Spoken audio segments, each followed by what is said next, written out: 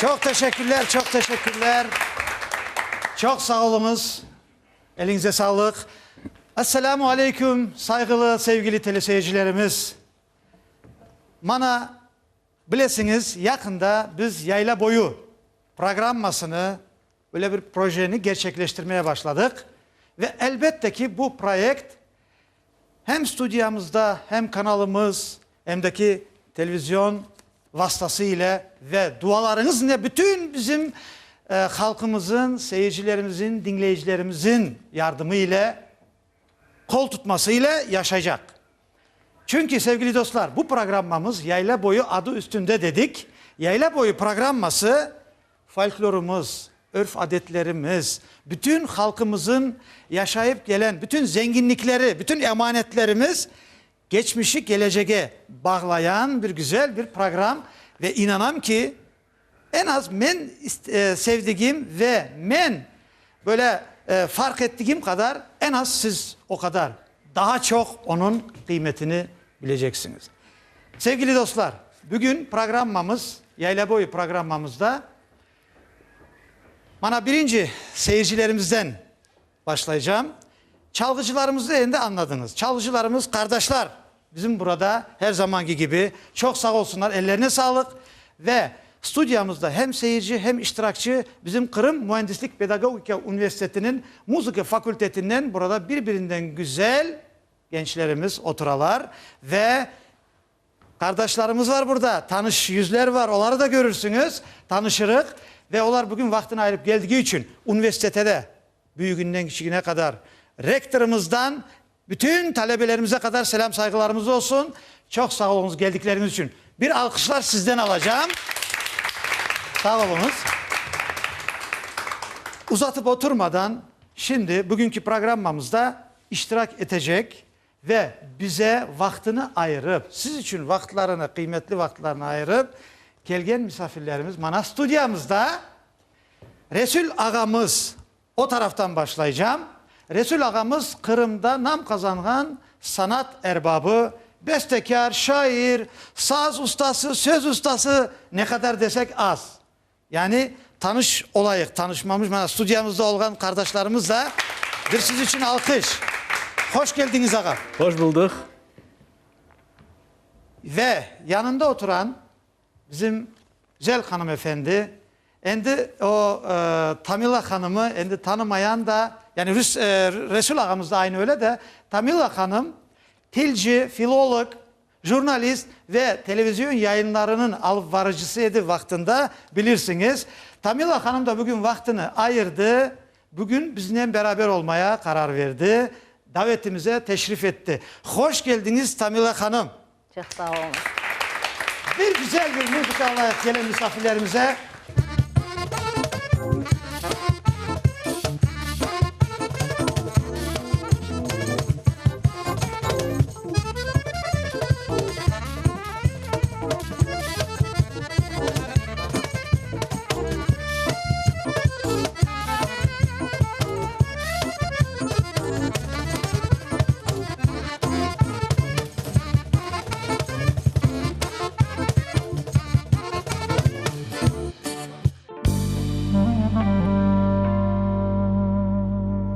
bizim el ele programımız vaktinde var idi. Herkes böyle el ele programımız hatırlaysınız da. Evet. Hatta siz bir onu da hatırlayayım. Ona bir yır yazgan ediniz. Şiir yazgan ediniz. Var ya öyle şey. Ve onu bana çok hatırlatalar. Herkesten Allah razı olsun.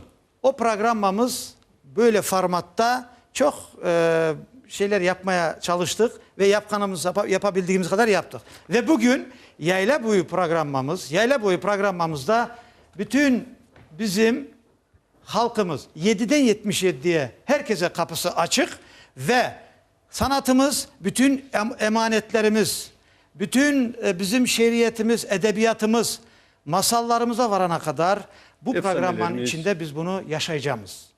Ve seyircilerimizle, halkımızla beraber bunun keyfini alacağımız kısmet olsa. Resul ağam, Tamila Hanım tekrar hoş geldiniz. Hoş Sağ bulduk. olun. En de benim bir size evveli hoş geldiğinizden son Resul ağam görmediğimiz sonki vaktlarda biz Ramazan ayında bir görüşmüştük sizinle. Evet. Görüşmediğinizden beri yakışsınız inşallah. Allah'a şükür. Çok şükür.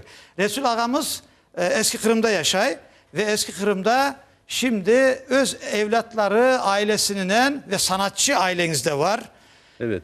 Efendim, evveli tekrar ailenize, yengemize, bütün eski Kırım'a selamlarımız olsun. Aleykümselam.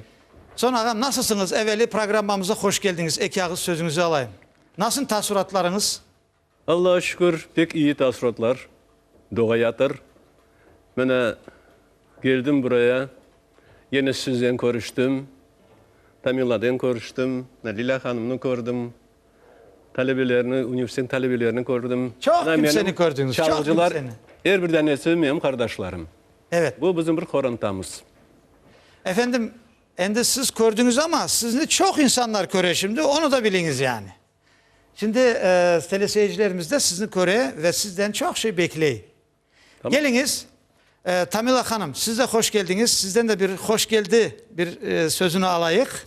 Yayla boyu programımıza hoş geldiniz. Çok sağ olun. Nasıl gördünüz taassuratlarınız siz? Pek güzel aslında sizin de endi kaç yıldan beri tanıyımız. Sizin yayınlarınız ayrıca daima fark ettiydi. Pek memnunum elbet. Çok Davet sağ olun. ettiğiniz için. Çok sağ olun. Biz memnuniyet bize ait çünkü gerçekten de sözümüzü iki etmediniz. Programımıza teşrif buyurdunuz. Hoş geldiniz. Ben bir şey aytmak isteyeyim. Bilesiniz yayla boyu programması adı üstünde yayla boyu yırısız olmay. Olmaz. Sanatçılarımız hazır mı? Geliniz bir beraber yayla boyu yırını beraber bir yırlayık. Ondan sonra programımızı başlayık. Ne diyorsunuz? Olabilir. Çünkü o yırsız olmaz.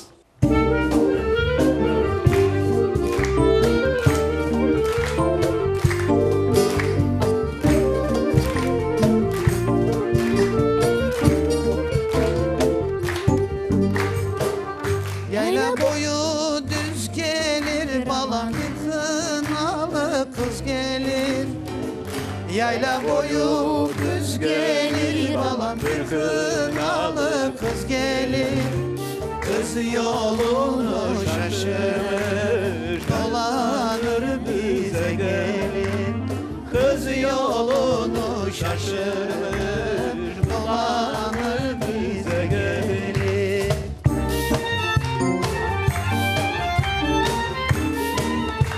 Resul Ağa, yırlanız sizde, yırlanız.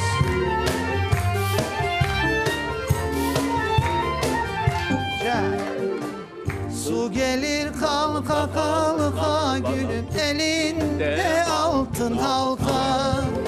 Su gelir kalka kalka, balam elinde altın halka. Seni sevsem gizli sevdim, ne için duydurdun halka.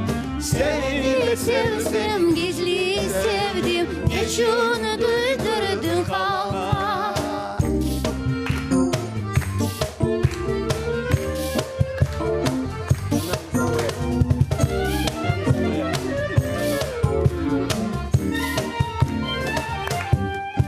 Çok teşekkürler. Sağ olunuz, sağ olunuz. Teşekkürler. Mana Yayla Boyu türküsü. Aslında Yayla Boyu türküsünü yırlayanda aklımıza neler gele? Yaylalar. Çayırlar, Nasıl? yaylalar, çayırlar, Kırım'ın en gülber manzaraları. Tamila Hanım, siz de ne koşarsınız buna? Yayla Boyu türküsünü dinleyende neler aklınıza gele? Bunun devamı olarak Evet. nazik, dülber bir kız. Dülber bir kız da var içinde. Evet. Çiçeklerin içinde. Kırım'da. Ve tereklerin ardında gizliden ona bakan, ona sevda olgan bir yigit. Ana. Elbette. Ben de ona aytayım. Yayla Boyu türküsünü dinleyende programın adını da öyle koyduk.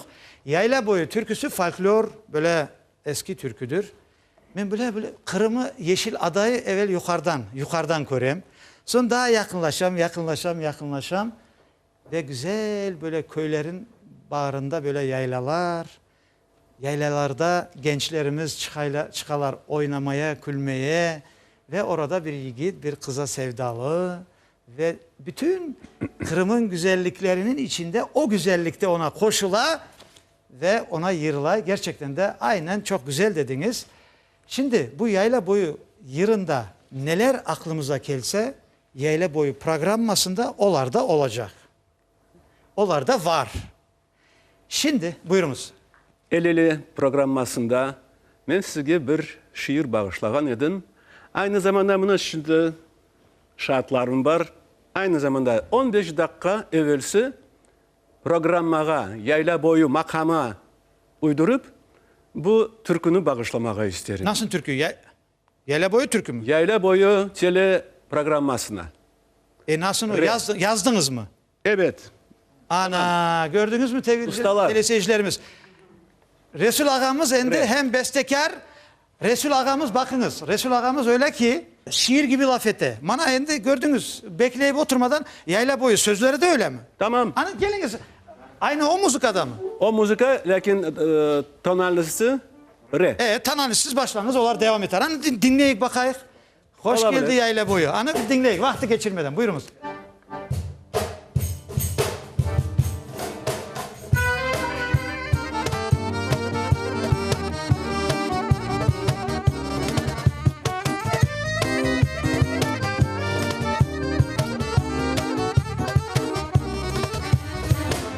Yankırasa yayla boyu kuvanır tuğan soyu. Yankırasa yayla boyu balam kuvanır tuğan soyu. Sevgi ile birlik olsun yaşasın milli doyu. Sevgi ile birlik olsun yaparık milli doyu. Hop maşallah.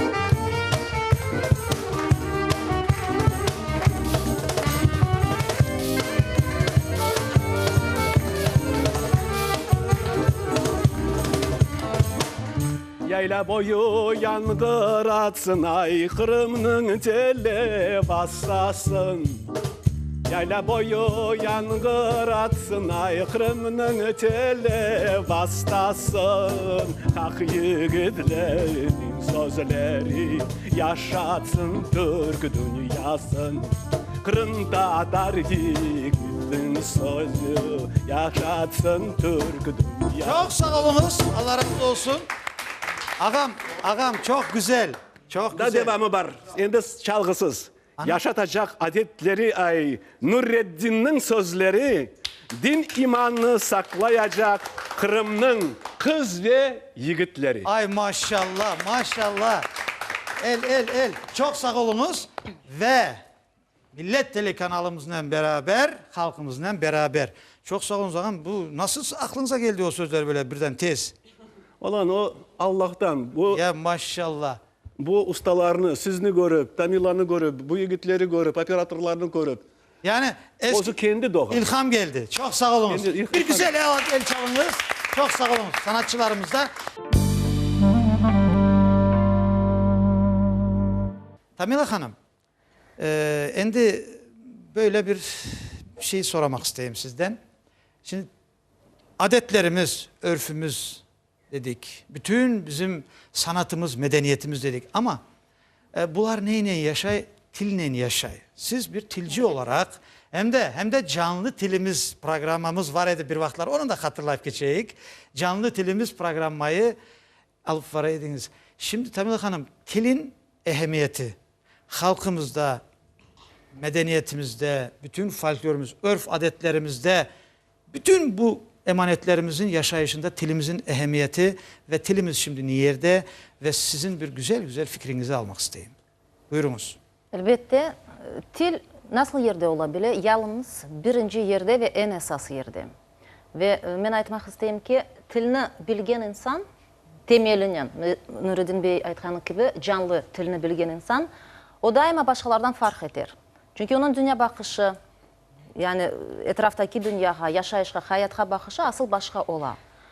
O ecdatlarının bir ruhundan kaynaklanır. Çok asırlar devamında olğan tarixinin, kendi medeniyetinin kaynaklanır. Ve til lezzetini duygan insan o hatta başkaca telaffuz eder sözlerini ve başkaca konuşur. Başkaca lafları da eder. Yaxşı, bunu da Resul Ağam, siz de fikrinizi söyleyebilirsiniz. Burada seyircilerimiz, iştirakçılarımız, siz bir tek seyirci değilsiniz. bu konuda, bu meselede müzik olsun, til olsun, bu size de talıklı sorabilirsiniz yani. Bir tek el çalmak için, alkış için değil. Şimdi bana mesela ana tilimiz.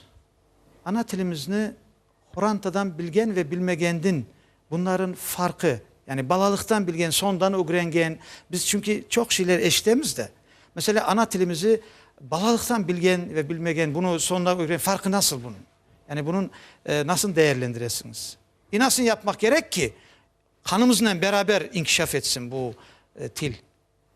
Siz aytkanınız gibi mına hanımızın bu geni var da, Evet. bu yolun insanға singen til, o asıl onu başkaca yaşay insan. Balalıktan beri en kıyın sözlerini, biz şimdi edebi sözler deyimiz, edebi til. Yani insan bazda zorlana, doğru mu dostlarım? Yani edebi tilde okumadım, mektep görmedim bir şey. Ama bu insan için, yani balalıktan görgen insan için, o adi bir alışkan bir til ola, tili. Yani gündelik hayatında, evde, ailesinde o sözlerini kullana, zevkiyle kullana. O ayırıp durar bu insan.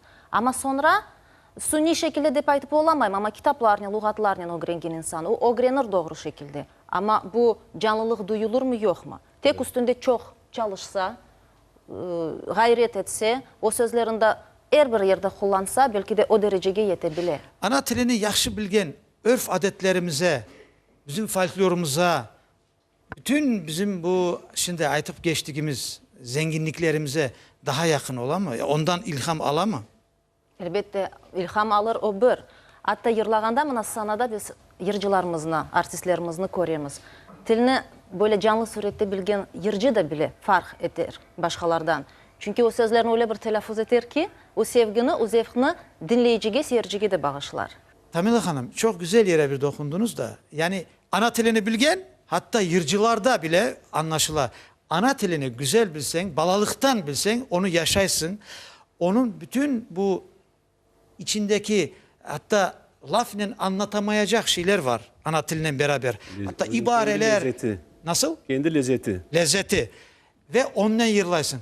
Şimdi bana yırcımızda yanımızda oturan sanatçılarımız gerçekten de bu ana tilini bilmek yırlarda onu hem yaşaysın hem onun neşelenerek başka seyirciye de onu yaşatabilirsin, öyle mi? Öyle bildirirsin. Evet, evet. Bana ağa bakınız şimdi bu til dedik, Kırım'da bizde şiveler var. Hem til hem müzika, sanat, bu oyun hepsinde fark var şivelerde. Her bir Nasıl koyunun şive? kendi şivesi var. Evet. Her bir koyunun. Hatta köylerin şiveleri var. İyi. Ama Kırım boyunca kaç şive bölüne Kırım boyunca?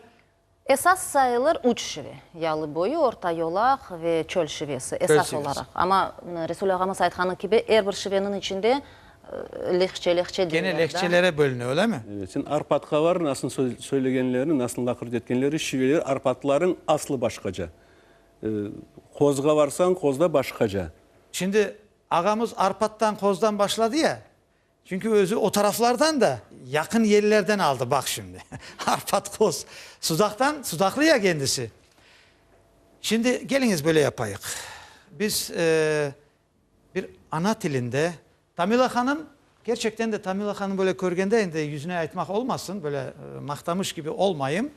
Tamila Hanım böyle tilini, örf adetlerge ve bütün bizim bu emanetlerimizi koruyup da ona böyle onları yaşayıp gelen bir hanımefendi gibi görüyorum her zaman. Ve çok da gerçekten de öyle bir dostumuz olduğundan gururlanam. Bugünkü günde gerçek hem müftülüğümüzde, Kırım müftülüğünde, müftiyatında çalışa ve müftiyatımıza da bütün hadimlerine de, müftü efendimize de buradan selamlarımız, saygılarımız olsun. Çok şiir bile, yırlar çok bile. Ondan da haberim var. Doğru mu? Ve bileyim ki şiirleri severek geliniz uzatmadan sizden bir güzel bir şiir alsak, sanatçılarımızla bir az yavaştan bir şey çalarsınız. Şiirimiz böyle kuru olmasın. Kaysi şiirden başlasak, bir güzel bir şiir de alsak sizden?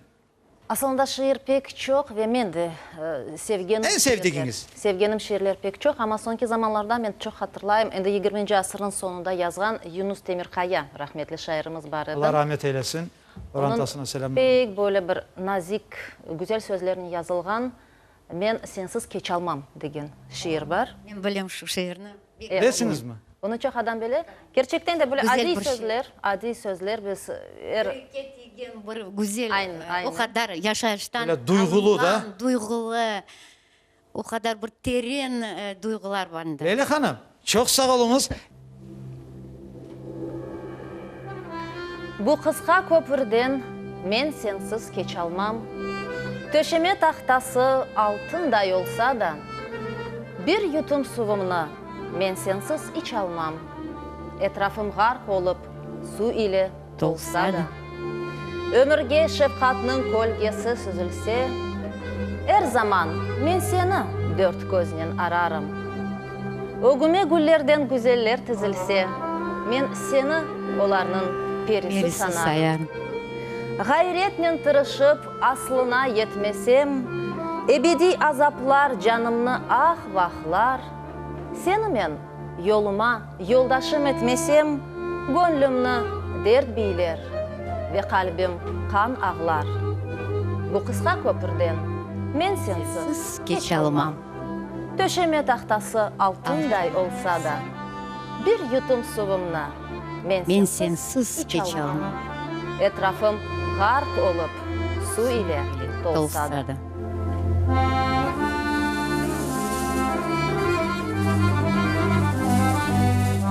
Sağ ol.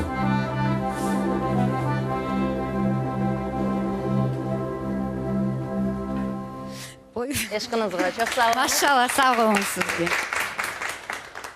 Ben gittim bir taraflara. Stüdyoya kaytayım endi stüdyoya. Daha kaytamayım stüdyoya.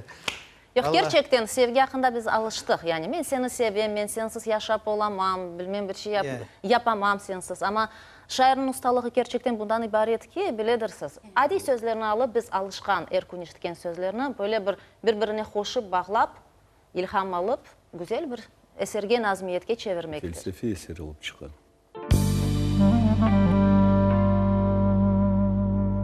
Gerçekten de çok duygulu ve şairlerimizin elinde çok şey var.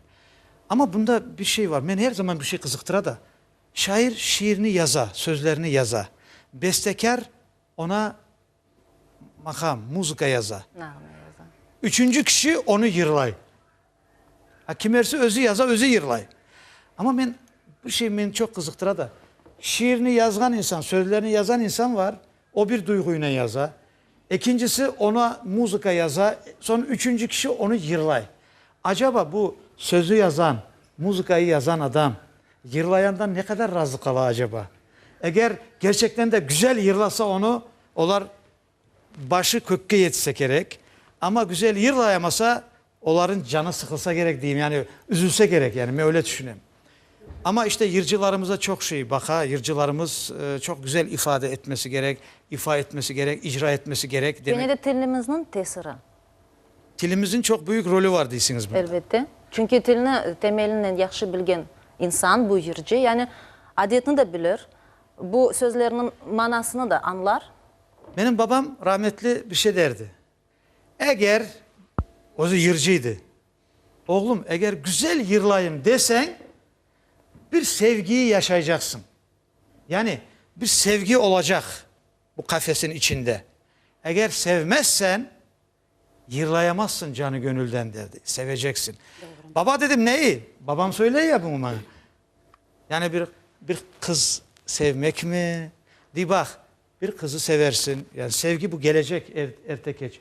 Vatanı seversin. Aileyi seversin. Muhiti. Sevgi bu geniş çok büyük sözdür. Yani bir tek kız sevmek bu sevgi demek değildir demişti. Eğer sevmezse yaxşı yırlayamaz. Bu doğru mu ağam? Elbet. Sevip şiir yazsan, müzik yazsan, onu senin seyircilerin can yürekten sevip kabul ederler ve yüreğinde saklarlar. Ağa bir şey aklıma geldi. Şimdi şive hakkında laf ettik de. Evet. Bunda gene bir şey var. Ben bunu bir yerde gördüm, getirdim bunda. Onu da şimdi sizden soracağım. Bunu bir vakitler Resul ağamız bana yakından gösterseniz de bunu Resul ağamız bir vakitler bir yerden getirgen eken, hediye etken eken ben anda gördüm. Ve dedim bu dedim aşık, ben bu aşık rahmetliyi tanıdım da Aşık Veysel. Türkiye'de yaşayıp geçken kendi gözleri görmeyen Aşık Veysel. Çok güçlü yazan ve belki eşitmiştirsiniz. Uzun ince bir yoldayım. Yır var. Bu Tarkan yırladı o yırı hem de. Uzun ince bir yoldayım, yol giderim gündüz gece. İşte bunundur sözleri de, muzikası da. Onu aldım dedim, şimdi ağamdan soracağım. Ama ondan evvel biz, ağam sizin bir böyle bir rahmetli Şakir Selim şairimizin Allah rahmet eylesin ona da ve Horantasına, bütün yakınlarına, halkımıza ondan dolayı selamlarımız, saygılarımız olsun. Şunu tapayım çıkmıyor onu. O bir gün siz yırlamışsınız, şiir söylegen ekensiniz de o size ne dedi orada? 4 şive demiş size, bu mesele var. Demiş ki ben 3 şive bilim ama sen bu şiiri 4 şiveyle yazdın demiş. Bunu bir anlatırsınız mı o hadiseyi? Onu anlatırım ama başta ben Şakir ağamızga bağışlagan bir şiirimi sizge takdim etmege isterim. Şakir Ağa'ya. Ben onu oğa gösterdim. Adı nedir o şiirin? Söyle şair. Tamam. Söyle şair, söyle Şakir. Doğru mu? Rüstem Ağa Mehmetov oturamız bu Romanya'da, Buyurun. Burça'da. Laf, adlar hakkında laf çıktı. Şakir Ağa'nı ballar eriştire ekenler bala ekendi. Nasıl? Şakir, şair, Şakir eken adı. Buna böyle ettirip oynaşa ediler ondan. Hem şair hem Şakir. Şakir. Hem Şakir hem şair. Yani Rüstem Ağa'dan pek güldük. Ters ettim, buna böyle şiir olup çıktı. Hani buyurunuz şiiri birinci. Ulu geçmiş tarihini söyle şair. Viran olgan yurdumuzu söyle şair. Analarının gözyaşların söyle şair. Çelebi cihanının antını söyle Şakir. Bu mukaddes toprakları söyle şair. Tiz çökmegen milletimini söyle şair. Vatanperver yiğitlerimizi söyle şair. Ulu ustaz Gaspralını söyle şair. Dalgalana Karadeniz söyle şair. Devam ete güreşimiz söyle şair. Muradımızga yeteceğimiz söyle şair. Devletimizi dikleyeceğimiz söyle Şakir. Maşallah, maşallah. Son o pek erişken edim ağa. Ben bir şiir yazdım. O da nasıl çıktı? Ne dedi son bunda dedi? Nasıl dedi sonunda ağam o? Şakir ağam.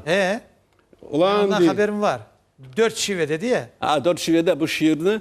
Ulan dedi sen bana şunu söyleyecek şiirim. Ben ona Şakir ağa gösterdim. Ulan dedi ben 3 şive bilem. Tamela aytkan gibi. Bize her bir koyunun şivesi var. Sen şimdi 4-5 şiveni taptın deyip bir şiirde 4 şiveni kullandım. Kullandım. O şiir kaysı şiir? O şiir o da 88-89 senesi biz dostlarımdan gittik Jankoyga, Krimka degen koyga toy çalmağa. Ana çadırların içinde sabahsına kele bir taksi Volga ondan çıka bir esli başlı dedi. Taksiden evge çadıra gelip yetkenciz ayakları biz bütün layga bata. Bu da noyabr ayında, oktyabr ayında çamur yapış ayağına kele selamlaşa ballarından son ayağını abletirip tirete bir kazıkka çöp alıp yakşı bir çöp alıp onu ayağından sıdıra koluna alıp eze de öpe ağlay. Vay. Oğlu kele kiyevin babası baba sen ne cılaysın? Kuvanmak gereksin. Allah'a şükür vatana geldin. Buna iyilikке geldi, yetişip geldin. Torunun iyiliğini göresin. Sana Allah kısmet etti. Buna Kırım'da evlatların toylarını görmege. Vay balam, baba cılama. Balam ben şunun için cılayman da balam şunun için cılayman. Sen gördün mü bu toprağı gördün katıp mağaz yapışkan, katıp beni sağıngan, menden ayrılmağa istemiyorum. Benim yüreğime tank etti, sançıldı. Ayda balar dedim, ben gittim. Bir kahve içtim de, aylandım gittim. Balabağın Skirda mirda nedir oğa? Tobanların Tobanlar. ardına. İlham geldi mi endi Onda oturdum da yazdım. Ana bak. Akşam indi şiir hazır idi. Gün açıldı, çıktım çölge. Gün açıldı, çıktım çölge. Saçlarımdan yüzgar oynay. Karasam güneş perdelendi, yağmur sepeli başlay. Baktım anda, baktım bunda, yollarıma sel düştü. Kaytay desem ayaklarım katıp bilmem büsbütün layga battı. Sol ayağımı alsam iki kolman yardımlaşıp, Şamur menden ayrılmay dersin omağa aşık. On ayağımı alsam kene köre müşkül al. Şamur mağa yalvara, toprağını kolga al. Çok sağındım ben seni, endi senden ayrılmam. Kaytıp geldin mağa sen, padişam dep sayarman. Şaştım. Razım dedim men. Sen çün sabanımı sürermen, alıp koluma sazım, çınlarımı tizermen. Razı bolup sözüme, seller mağa yol açtı. Kirdim bir tavının içine. Baksam yolum gene adaştı. Derin oylarga dalıp çam terekke yaslandım. İçtim, terek ayta.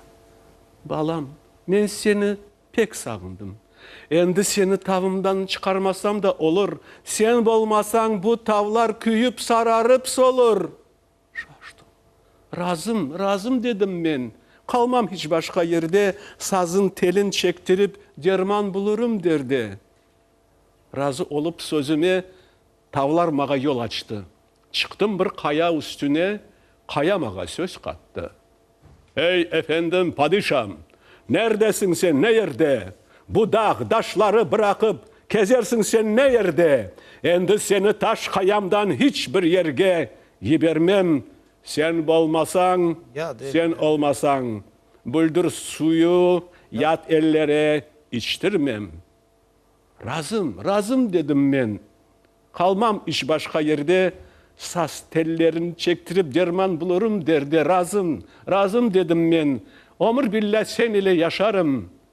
Saz ile temeline kabi eykel bolarım. Razı olup sözüme, taş kayalar yol açtı.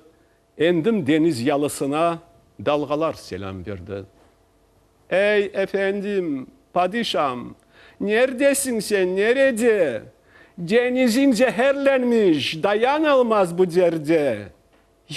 Yok dedim denizim, men ömür billah sen ile yaşarım. İçindeki zehirleri men kendime katarım. Yeşil adam denizim, yelin yelkenleri doldursun. Tarmar olgan milletimizi kendi yurtunda toplasın. İnşallah razı olur. Camiler, medreseler, ana yurttum, yüreğim, sazım, halkın sağa kaytıp keler, milli tacını hille bir gün dikler. Çok sağ olunuz.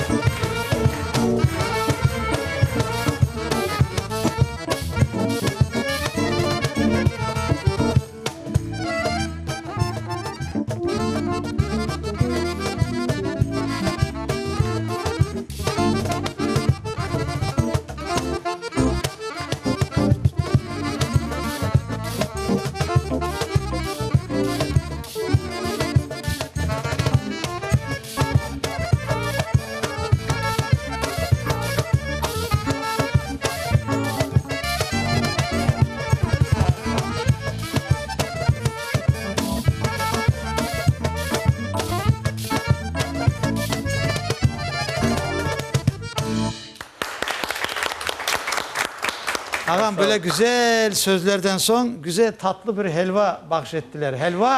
Helvacı helva. Ne güzel. Kes sözleyen, kes Sağ sazlayan. olunuz. Ha? Kes sözleyen, kes sazlayan. Evet. Ağam şimdi bu bakınız, ben şimdi böyle dinledim de çok duygulandım gerçekten de. Nasıl sözler, Kırım'a nasıl sevdalı ve çamuru yapışkan bile ciğerli bana nasıl yapışa deyip ama çok güzel sözler gerçekten de Allah razı olsun. Özleri dinlettirdiniz mi onlara sonra? Evet, Beğendiler mi? evet. Evet. Ağam şimdi geliniz böyle yapayım. Ben kendim ağlamagancı, ben onlarını ağlatalmadım. Evet, gerçekten de duygulu sözler. Ağam, ilham gelende güzel eken tobanın arka tarafında oturup yazdım diyorsunuz, ya. öyle mi? Ne kadar vakit gerek oldu yazmaya bunu? 10 dakika, 15 dakikadır. Yarım saat için. Yarım saat. Sizde bir kaynatalar için yazmışsınız. Ya. Ve o da toyda ne oldu? Onu bir kısa... Onun tarihi böyle olgan edi. Geldik toyga, kaynana hakkında türküler bir sıra. Bu bir burun kaynana, filan saçlı kaynana. Son kaynata geldi, bu toy sahabası. Ustalar, bu nedir bu? Toxtamay kaynana, em yaxşısı kaynana, em yamanı kaynana. Kaynata hakkında bir şeyler var mı sizde? Kaynata hakkında bir türkü yok. Var dedim. Razı olunuz. Şimdi olur. Ballarıma Riza kardeşim Bikirov. Resul nasıl yapacağımız biz onu? Doktor şimdi yaparız dedim. Aldım. Gene çetke çekildim. Tizdim. Oldu gittim bile bir kaynata türküsü. Türkü. Muzikasını bilesiniz mi siz? Muzikasını da uydurdum. Yaparız. Ağam şimdi biz de muzikasını yaparız. Ana bir bak. Ay kaynata, bol yürekli yaş kaynata, havasını haytarmayı çaldırıp misafirleri oynata.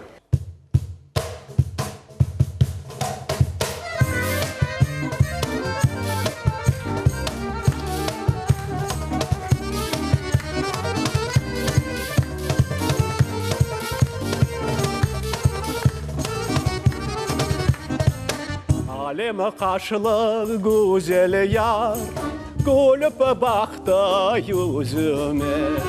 Pencereden kaşları ot yaktı yüreğimde. At minerim oynata, gül seçerim ayata. Akı senin babanı olsun bana haydata. Ak minerim oynata, gül ekerim ayata. Akı senin babayın olsun bana haydata.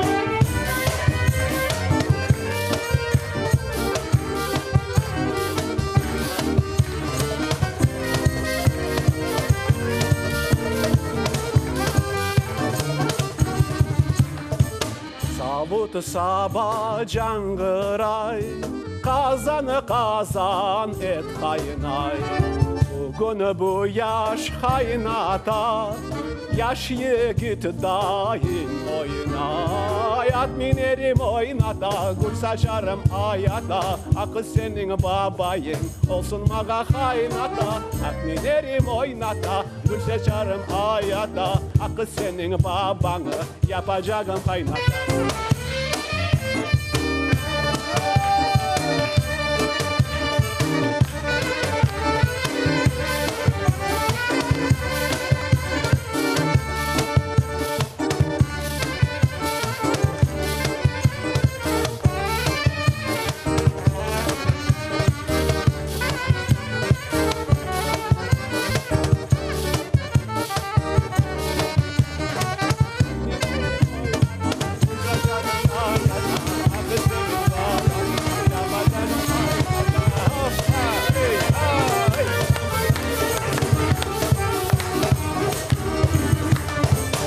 Minerim oynata, gül saçarım hayata.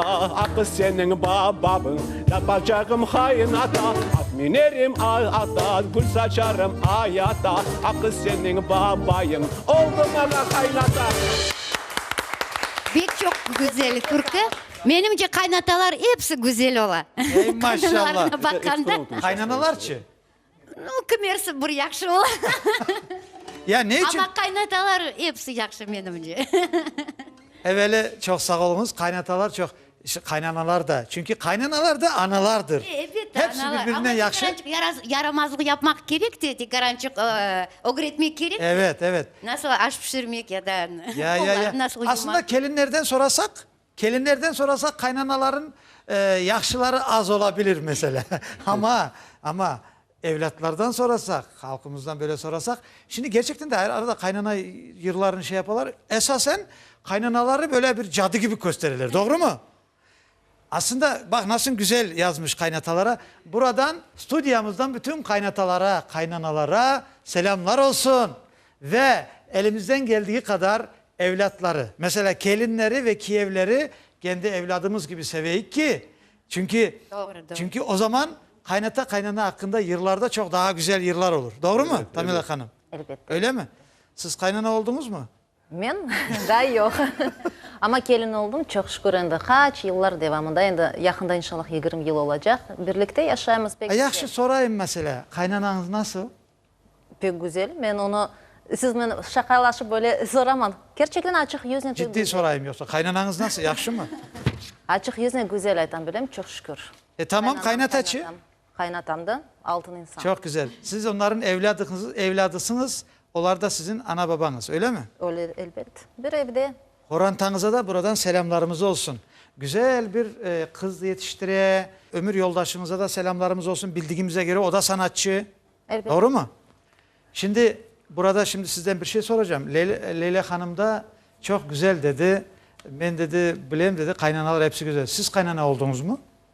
Yok canım, ben daha gençim. Öyle mi? Öyle daha yok. Ya sizin ben Kızım 12 yaşında. Kartsınız demedim. Ben Kaynana anlayayım. oldunuz mu dedim. Çünkü gerçekten de biz her zaman gerçekten babalarımıza bakamız. Onlar 4-5-3 yaşında her zaman bizim aklımızda öyle kaldı ya. Bakayık büyüdü, boyları bize yetti. Bakayık dedik ulan ne zaman vakit geçti de sen böyle boy aldın da onlara bakıpsın anlayık. Ha vakit geçti yine. Ama kartlandığımızı değil. Vakit geçti yine anlayık. Doğru mu? Evet. Doğru aytasız ama kaynana kaynata olgan soң tekaранчык bir farklı adam özünü tutar, doğru mu? Evet. Elbette daha da çok. Endi kaynana olgan, kaynata olgan, karbaba olgan. Tekaran başkaça. Acaba Vinera Hanım- Olmaganca tekaранчыk başka. Acaba Vinera Hanım kaynana oldu mu? Oldum Allah'a çok şükürler olsun. Çok Oldum. şükür. Men öyle düşünem. Эгердим эр bir kaynana özün kelin olgan, taze kelin olup düşken vaktlerin aklına getirse, düşürse. Kelin de taze kelin. Men bir vaktleri Allah'ın yardımıyla kaynana olurum bekim. O vaktlerin düşünse taze kelin. O vakit kelinin kaynana arası pek yaxşı olur. Olur son kıznen ana, ikinci ana. Men öyle düşünem. Kaynataga da o bağlı. Çok şükür. Çok güzel. Buyurunuz. Bir el çalınız bu güzel sözlere. Hakikatten öyledir. Sizlerin nasıl güzel kaynana ekeninizi, olacağınızı endi biz bundan göremiz. Herkese Allah güzel, bütün gençlerimize bunda kızlar otura, güzel güzel kaynanalar nasip etsin. Çünkü gerçekten de kaynanayı da ana göreceksiniz. Kaynana da gelinini kızım deyip görecek. Kaynata da aynen öyle. Çok güzel. Tamil Hanım aslında evladınız bileyim bir kız büyütesiniz.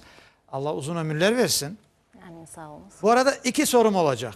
Birinci ben bileyim ki siz hem tilci böyle hem böyle örf adetlerimize çok düşkünsünüz, sevdalısınız. Ama onu da bileyim babanız rahmetli, Allah rahmet eylesin. Ananıza da Allah uzun ömürler versin. Bütün geçmişlerimize buna rahmet eylesin Rabbim. Sportçu eken ve siz de sportka yani bütün bu şeyler başka da bu til bizim bu jurnalistlik hatta televizyonda çalıştınız ama sportka çok dikkat ayırasınız. Bu size nereden geldi bu babanızdan mı ya da yani başka taraftan ana taraftan da mı var idi bu? Aslında ağam da var. Menden 3 yaş büyük. Ağamla ikimiz yürümeye başladık mı? İşte bana 1 yaşından sonra, 1,5-2. Stadion bizim için sanki bir ikinci ev oldu. Babamız daima da bizni yanına alaydı. Onun talebelerini koruyorduk, çapmalarını. Nasıl sport? Çapmak, lehka atletika. Aha.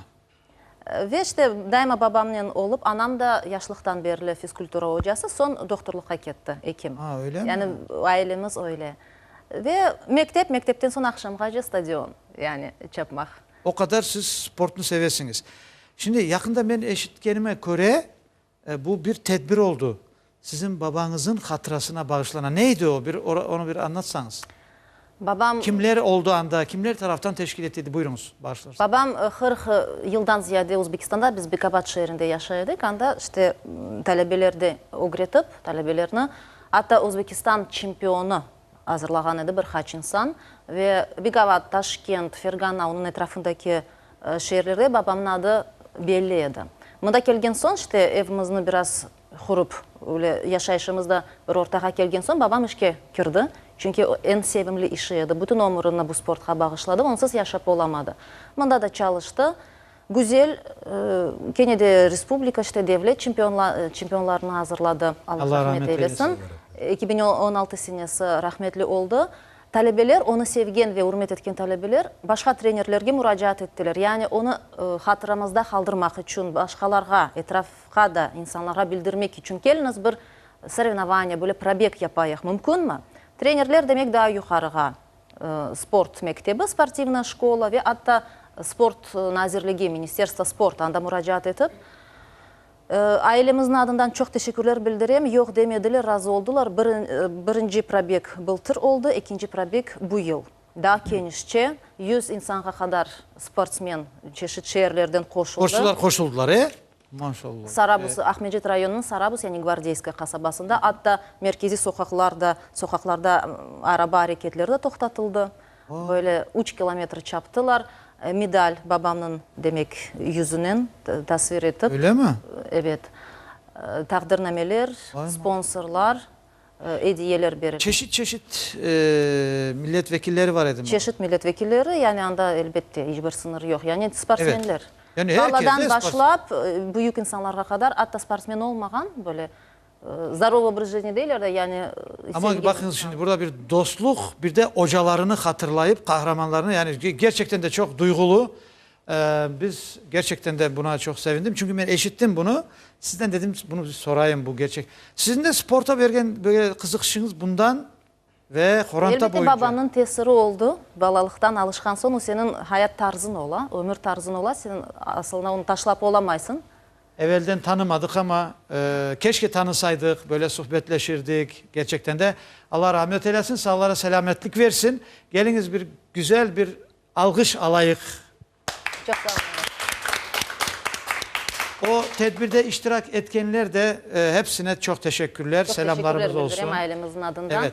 Ve babamın hayatı boyunca hem bizge de bildirgen bir sözleri var idi. Yapıp olamayacağım degen sözleri yok. Yapmağa istemeyeyim degen sözleri var. Yani ömürdeki 2-3 bir kıyın vaziyetten gayrı insan daima küreşe bile, özünü yene bile, iradesini, disiplinasını demek koşup her şeyden atlap geçip olabilir. Ve bu sözlerin tesiri de gerçekten bizge büyük oldu ağamden yaşayışımız devamında. Maşallah. Güzel, güzel. Şimdi Tamila Hanım, siz çok yırlarını sevesiniz, bilen bunu da. Aslında en sevgen bir yırınız kaysı yır sizin? Halk yırlarımızı çok sevesiniz, çok değer vere. Yırcı değil ama çok bilgen. Mırıldanıp yürüyorum işte bir iş yapkanda evde. Mırıldap yürüyorum. Özünüz öyle evde de mırıl.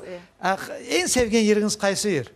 Birinci yerde elbet yosmam alçaklara kar yağar. Öyle mi? Onu sevesiniz. Evet. Pek nazik sözleri, pek güzel. Alçaklara karlar yağar. Yırlar mısınız? Beraber. Yavaştan müzik olsun bize. Yırlarsınız mı? Bağlamasını beraber yırlar. Başla. Hançenin telleri yosmam, bağlamadır yosmam, bağlama aman aman, bağlamadır bağlama.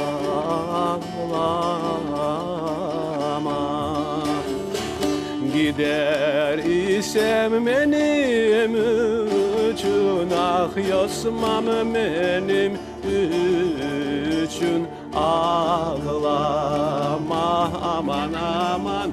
Yosmam benim için ağlamam. Beraber. Gel yanıma, sol yanıma, gel otur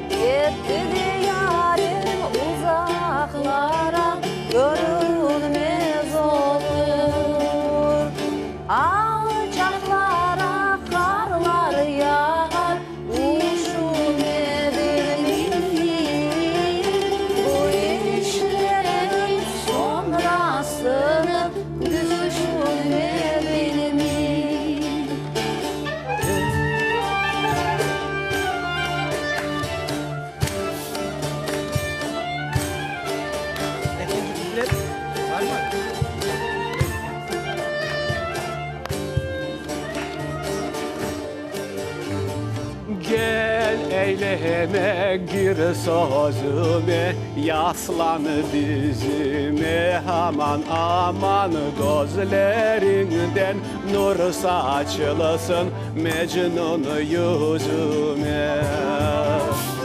Gel eyleme gir sözüme, yaslanı dizime. Aman aman gözlerimden nur saçılsın senin yüzüne. Alçaklara karlar yağar, birimiz olur. Gitti yarim uzaklara, görünmez olur.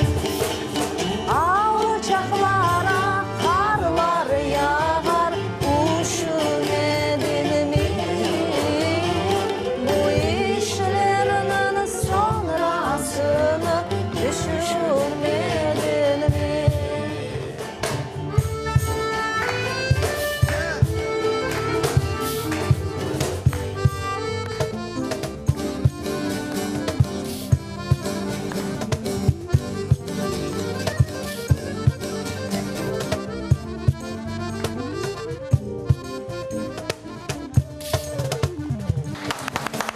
Çok sağ olun. Gerçekten sevindirdiniz. Sevgili teleseyircilerimiz, siz belemeniz biz sizi unuttuk diye. Biz daldık. Bütün bizim folklorumuza, bizim halkımızın bütün zenginliklerine, ama sizi unutmadık. Bizim bu programımızda nakışçılar, ressamlarımız, çölmekçilerimiz, filcilerimiz, bütün folklor, bütün bizim sanatçılarımız, çeşit sanatlardan ben bahsettim. Herkes için programımız açık ve programla beraber yapacağımız. Bizim neyimiz var? Zenginliğimiz var. O zenginliğimizi yaşamak gerekmiz. Gençlerimize buradan, bu stüdyodan biz onlara aşılamak gerekmiz.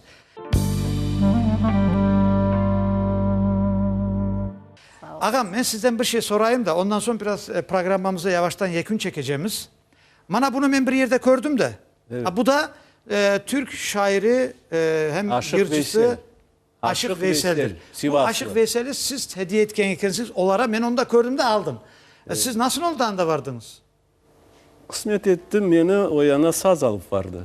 Saz olmagan olsa benim elimde, şiirlerim olmagan olsa ben o yakka var almaz edim. Sizin Aşık şiirleriniz, sazınız alıp vardı oraya. İlham alıp vardı. Evet, evet. Aşık Veysel'in kabrine vardım, evinde bulundum, köylerine vardım.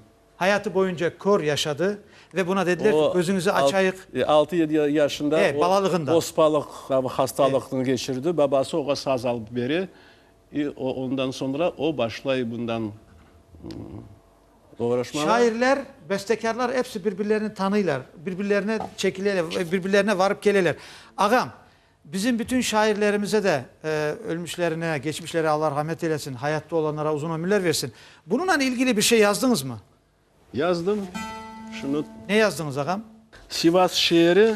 Bu arada siz onu kıdırınız da Tamila Hanım, nesil degende siz onu kıdırıp durunuz da nesil degende siz neyi, neslimiz diyeyimizde gençlerimiz nesil degende neyi düşünesiniz siz? Közünüze ne kim kele, nasıl nesil kele? Nesil bu elbette yani pokoleniya anlatmak Yani için. bir tek can taşıyan evlatlar mı Yok, elbette. ya da ki Canlı bir varlıklar da elbette ondan da gayrı ama yalnız o değil. Çünkü fikri, akıllı yerinde olan bir insan hem de ecdatlarının, onlardan evvel kelgen neslinin mirasını devam etken bir insanlar olmalı. Hem de yaşayan devrinin en progresif, en inkişaf etken bir şeylerini özüne kabul etmeli. nesil demek Hususan şimdi 21. asırda yüksek profesyonel insanlar kıymet kesile, böyle insanlarga her bir yerde olar gerekler. Onun için geçmişini de unutmagan, onu öz yaşayışında yaşatkan, hem de zamanının bir inkişafında çok teşekkür algan. ederim. Çok teşekkür ederim. Allah cümlemize hayırlı nesiller yetiştirmeyi nasip etsin ve dolu dolu taşıyıcı nesil olsun, yani emanetimizi taşıyan ve gerçekten de sağlam nesiller olsun inşallah. Çok güzel dediniz. Sağ olunuz. Ağam tez Aşık onu da Veysel- alayık çünkü programımıza yakın Aşık çekeceğiz. Veysel Bu bizim en meşhur aşıklarımızdan birisi. Asıl bütün Türk dünyasının aşıklarından birisi. Sivas Aşık Veysel hatırasına men Sivas'a barmaz edim sazım bolmasa. Viran olsun yalan dünya aşıklar bolmasa. Men Sivas'ı söyleyeceğim nice illere. Aşık Veysel dedigini dilden dillere. Men Sivas'a barır isem burada duralmam. Şarkışla burma yolunda kezip toyalmam. Sirvalan'ın burma yolu oba tepeli. Aşık Veysel'nin burada ruhu sazının kezmeli. Sivas'a canım dostlar, men aşkımı söyleyeceğim. Kayda barsam şu Sivas'ı mahtayacağım, şerefleyeceğim. Selçuklar kopurusunu, bağ bahçe meyvasını, şereflerim en meşhur çifte minaresini. Bunların kaynak suyu aksın ekik denize, biri kara, biri ak, yol versin geminize. Su bal ile şerbet, kızlarında merhamet, yigitlerini sorasanız kollarında güç, kuvvet. Dost eşlerinden konuşup atışma aytışacak. Aşık Resul şu Sivas'a Nureddin'den Kenne'de kaytacak. Onu da endi koştu onu. Onu koştu. Çok sağ olunuz. Allah razı olsun. Geliniz böyle. Biz az vaktimiz kaldı. Şimdi siz de biraz name çalarsınız. Aşık Ömer'den iki satır alayık. Sizin Aşık Ömer'den bildiğiniz şiiriniz var. Sevgili dostlar, gelecek programlarımızda görüşmek üzere diyeyim. Herkese her şeyinin en güzelini dileyim. Sağlıklı en kalınız diyeyim ve programmalarımızda güzel iştirak ettiniz inşallah.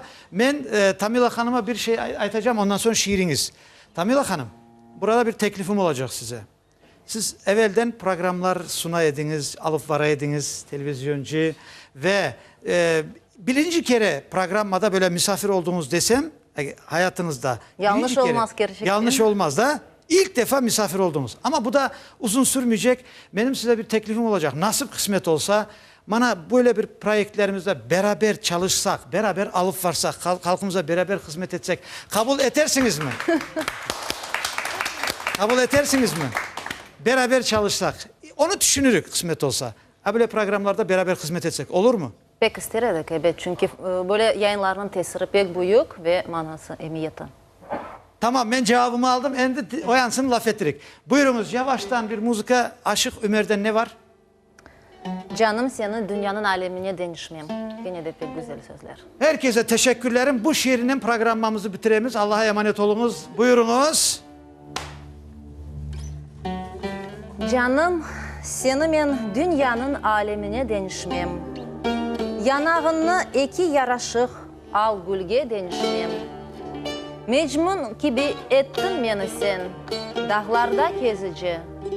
Men dülberligini doğrusu Leyla'ya denişmem. Kurban olayım naz ile yürüyüşüne er vakit. İnci tişlerini lal gibi lalege denişmem.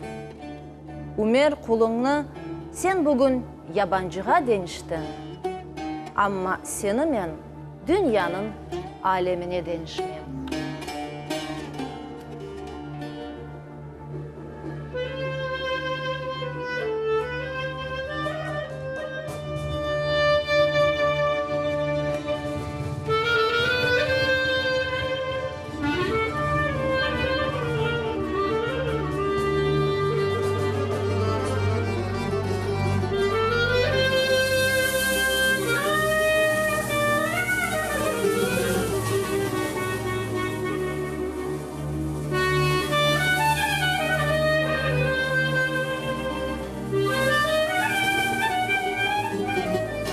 Herkese sonsuz teşekkürlerim. Sonsuz teşekkürlerim. Sanatçılarımıza da, bütün misafirlerimize, sizlere, herkese sonsuz teşekkürlerim. Çok sağ olun. Çok sağ olun.